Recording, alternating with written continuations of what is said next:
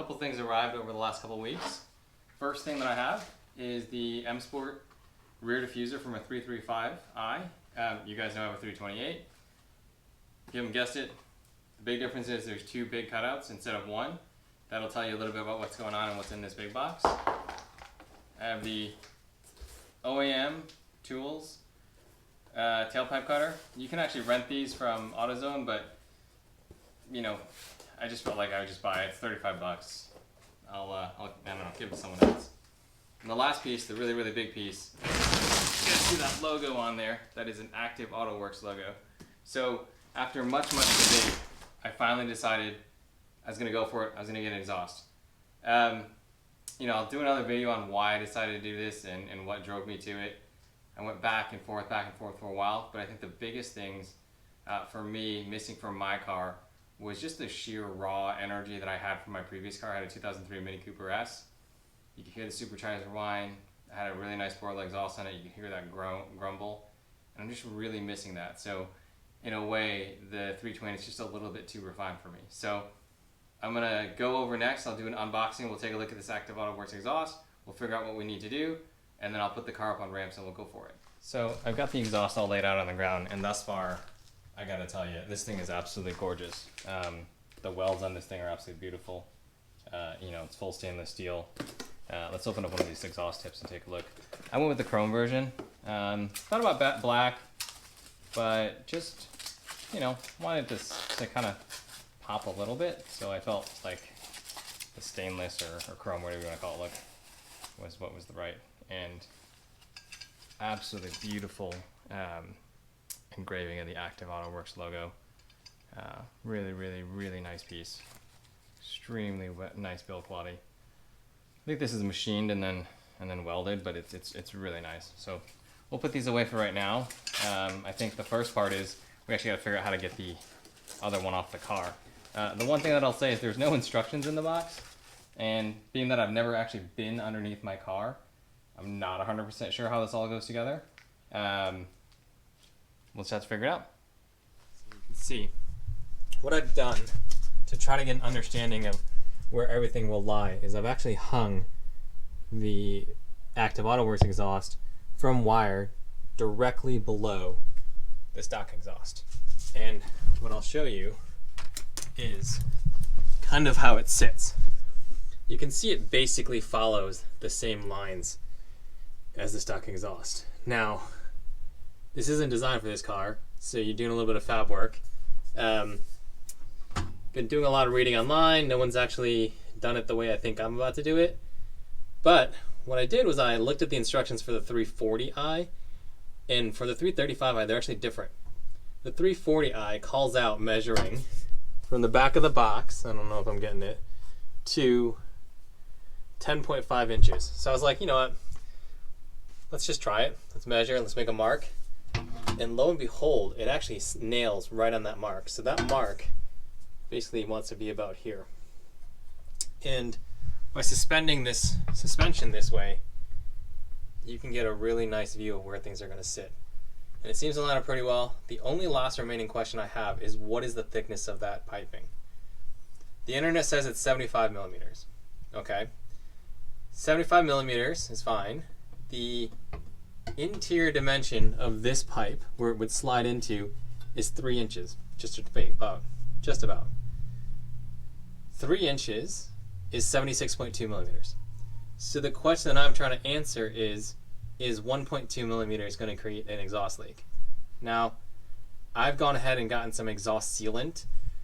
People have used it to actually fix exhaust before, so I'm going to put some, maybe I'm going to try to fit it first, and then if I need to, I'll put some sealant around the whole edge.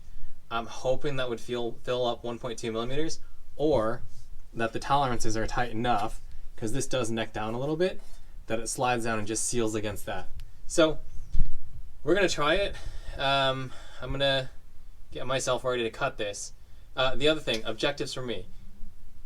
As I mentioned before, in doing this exhaust, I want to try to be able to do it in a way that if I had to back up and go back to stock, I could. So the way I would do that, if I cut this and I decide I don't like this anymore, I can just get a 75 millimeter BMW clamp, literally made by BMW, clamp it back up, and it'll be essentially the same as stock with just a clamp on it. So that's what we're working with. I'll kind of continue to work on this video and update you guys on progress. Oh, the other thing that you should know, these right here, these hangers are about 1/2 inch too short. So what I think I'm going to do is actually move this over. So I'm going to unbolt that, and if I have to, I'll drill a hole here, which will allow me to slide that over about 1/2 inch and make up the distance. So we'll try it. You know, it could go well, it could go poorly. It's all part of the game. When you're modifying things, you're trying to fit things on cars that weren't necessarily designed for the car. That's what you face. And so that's what I'm going with. I thought this was a nice way to get the right measurements. There is a little bit of tolerance, you know, because you could move this back and forth a little bit if you had to. So I'm not super concerned with the cut. If I have to cut a little bit more, that's better. I don't want to have to cut less, you know, because obviously if you have to cut less, you're talking about welding and putting metal back. Fortunately, when my exhaust shipped, it actually shipped with the wrong size clamp. So this is obviously not the Active Autowerke clamp. I'm just using it just to kind of get an idea of positioning. I'm obviously not happy about that. I've reached out to the people I bought it from, and they're reaching out to Active Autowerke. Hopefully they'll get me a new clamp soon. That shouldn't be an issue.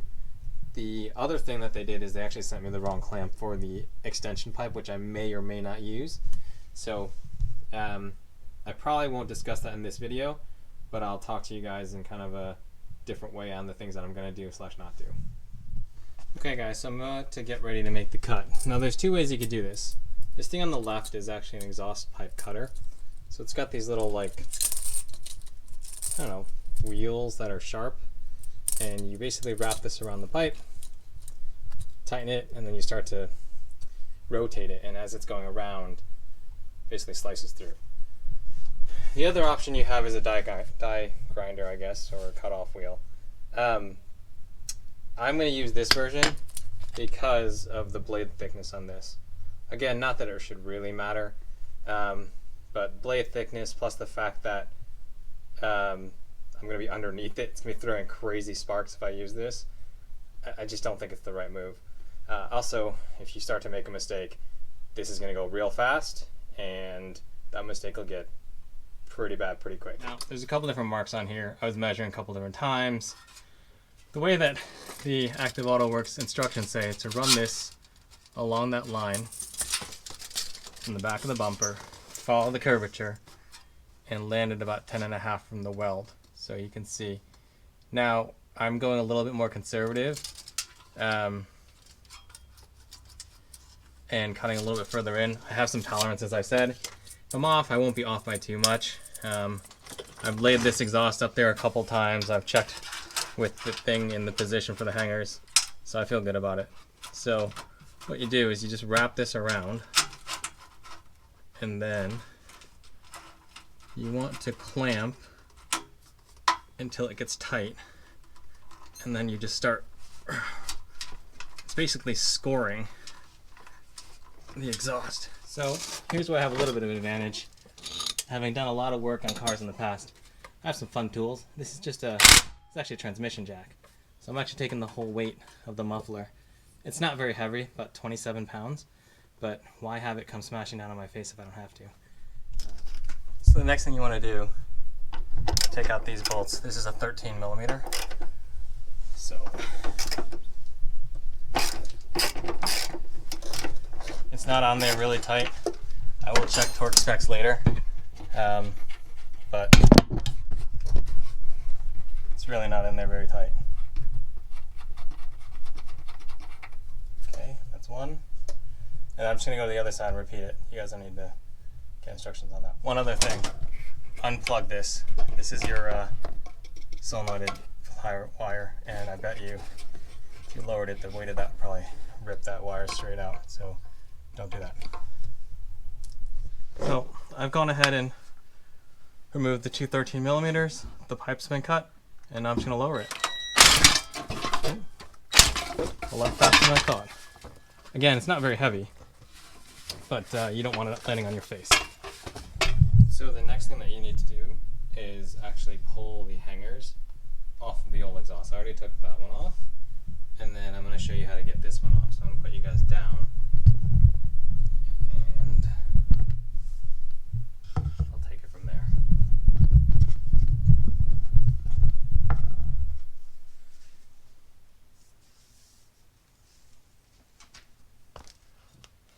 First thing I always recommend when you're dealing with these mounts is silicone spray.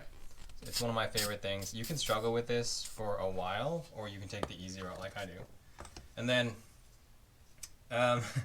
like you saw with the cutting tool, I have a lot of one-use tools. I've worked on cars for a while. I had a Mini Cooper I worked on for this, and this is a exhaust hanger removal tool.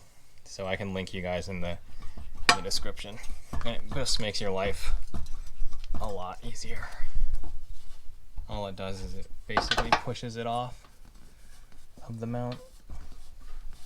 I mean, people stick screwdrivers in there.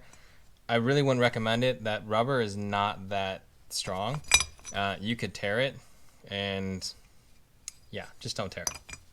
Okay, the last final thing that we need from this exhaust is this valve solenoid.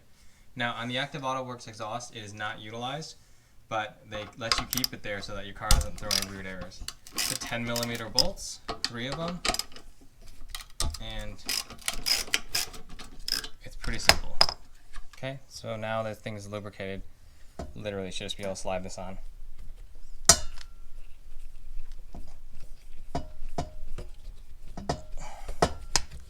And there you are. So we'll see how much flex we have. I might be able to still get it off, get it to work without having to move that or drill that out, so we'll see. And then the last thing is, of course, this thing comes with its own bolts for the exhaust flap, which does nothing now.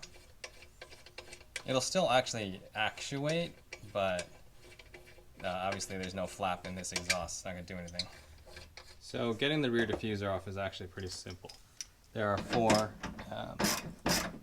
again, 10mm bolts. So I guess this car likes to use a lot of 10s. One right here.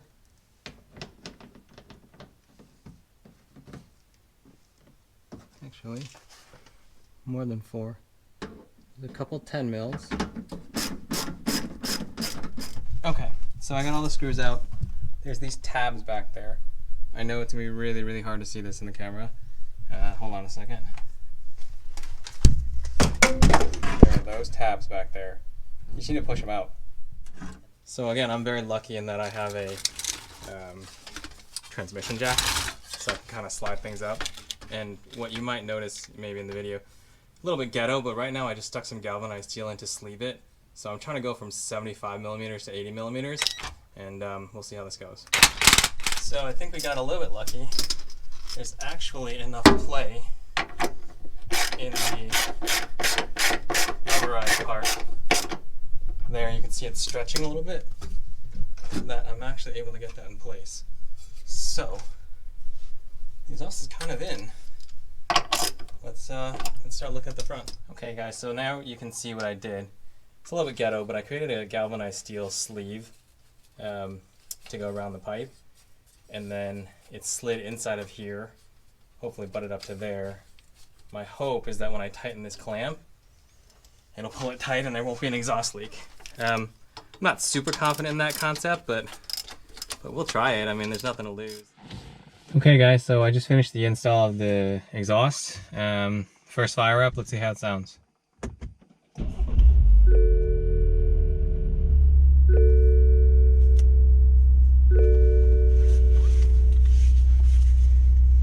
So inside the car, a little bit audible of a volume increase, but nothing that I say anyone who didn't say it came stock this way would know. But that's just at startup.